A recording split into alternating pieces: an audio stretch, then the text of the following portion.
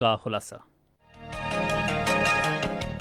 وزیر اعظم نے کہا ہے کہ پاکستان کو قائد اعظم اور علامہ اقبال کے ویژن کے مطابق ترقی دینے کی تمام ممکنہ کوششیں کی جا رہی ہیں۔ انفارمیشن ٹیکنالوجی کے وزیر نے آج کراچی میں نیشنل انکیوبیٹر سینٹر کی افتتاحی تقریب سے خطاب کرتے ہوئے کہا کہ ڈیجیٹل پاکستان وزیر اعظم کا ویژن ہے، جس کے تحت ملک کے تمام شہروں میں رابطے مستحکم کیے جائیں گے۔ توانائی کے وزیر نے کہا ہے کہ حکومت نے نئی متبادل قابل تجدید توانائی پالیسی کے تحت توانائی کی مارکیٹ کے منظرنامے کو بدلنے کی منصوبہ بندی کی ہے۔ اور پاکستان اور زمبابوے کے درمیان 3 T20 میچز کی سیریز کا پہلا میچ کل راولپنڈی میں کھیلا جائے گا۔ اور اب خبریں تفصیل کے ساتھ۔ وزیر اعظم عمران خان نے پاکستان کو فلاحی مملکت بنانے اور قانون کی حکمرانی یقینی بنانے کا عزم ظاہر کیا ہے۔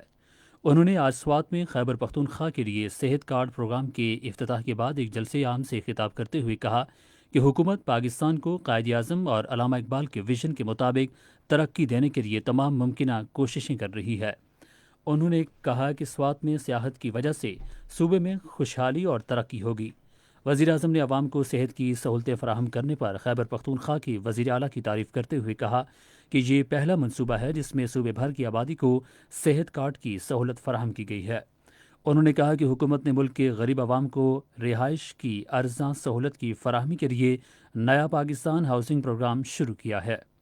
عمران خان نے کہا کہ تعلیمی نظام میں بھی اصلاحات کی جا رہی ہیں اور پورے پاکستان میں یکساں نصاب رائج کیا جا رہا ہے۔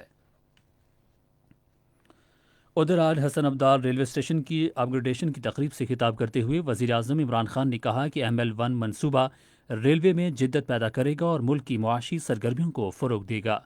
انہوں نے کہا کہ چین کی شراکت سے تعمیر کیے جانے والا $6 کروڑ لاگت کے ML1 منصوبے کی تکمیل کے بعد کراچی سے لاہور تک سفری وقت محض 7 گھنٹے تک رہ جائے گا۔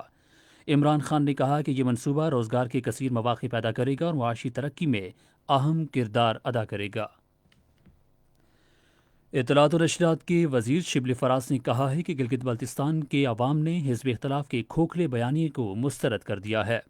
آج ایک ٹویٹ میں انہوں نے کہا کہ پاکستان تحریک انصاف کے گلگت بلتستان میں کامیاب عوامی اجتماعات اور عوامی حمایت عمران خان کی قیادت پر ان کے اعتماد اور انتخابات میں پارٹی کی کامیابی کو ظاہر کرتی ہے۔ وفاقی وزیر نے کہا کہ گلگت بلتستان کو ترقی کے لیے قومی دھارے میں شامل کرنا وزیر اعظم عمران خان کا عزم اور عہد ہے۔ انفارمیشن ٹیکنالوجی کے وفاقی وزیر امین الحق نے کہا ہے کہ جدید ٹیکنالوجی میں ترقی ملک کی معاشی ترقی کے لیے سنگ میل ثابت ہو سکتی ہے۔ آج کراچی سر سید یونیورسٹی میں نیشنل انکیوبیٹر سینٹر کی تقریب سے خطاب کرتے ہوئے انہوں نے کہا کہ ڈیجیٹل پاکستان وزیر اعظم کا ویژن ہے جس کے تحت ملک کے تمام شہروں کے باہمی رابطے مزید مستحکم ہوں گے۔ امین الحق نے کہا کہ ملک میں نیشنل انکیوبیٹر سینٹرز کی تعداد بڑھائی جائے گی کیونکہ اس وقت ایسے 4 مراکز کام کر رہے ہیں۔ وزیر توانائی عمر ایوب نے کہا ہے کہ حکومت نے نئی متبادل قابل تجدید توانائی پالیسی کے تحت توانائی کی مارکیٹ کے منظرنامے کو تبدیل کرنے کی منصوبہ بندی کی ہے۔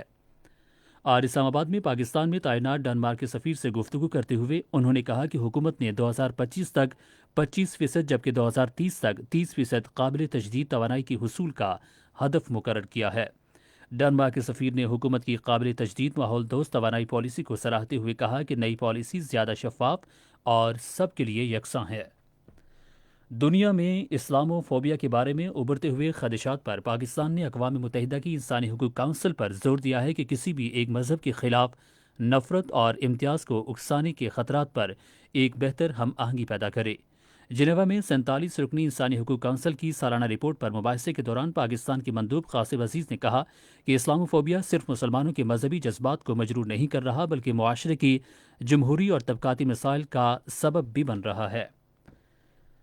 کنٹرول لائن کے دونوں جانب اور دنیا بھر میں مقیم کشمیری آج اس عزم کی تجدید کے ساتھ یوم شہدائے جموں منا رہے ہیں کہ بھارتی مظالم کے باوجود شہداء کا مشن اس وقت تک جاری رکھے گئے جب تک انہیں جائز حق کی خود ارادیت نہیں مل جاتا۔ نومبر 1947 کے پہلے ہفتے میں مہاراجہ ہری سنگھ، بھارتیہ فوج اور ہندو انتہا پسندوں نے لاکھوں مسلمانوں کا اس وقت قتل عام کیا جب وہ جموں کے مختلف علاقوں سے پاکستان کی طرف ہجرت کر رہے تھے۔ اور پاکستان اور زمبابوے کے درمیان 3 میچز کی سیریز کا پہلا T20 میچ کل راولپنڈی میں کھیلا جائے گا۔ میچ پاکستانی وقت کے مطابق سپہر 3:30 پر شروع ہوگا۔ اسی کے ساتھ خبریں ختم ہوئیں۔ مزید خبروں اور تجزیوں کے لیے آئیے ہماری ویب سائٹ پر، پتہ ہے radio.gov.pk، اور فیس بک کے link radio Pakistan news official پر براہ راست ویڈیو سٹریمنگ بھی ملاحظہ کیجیے۔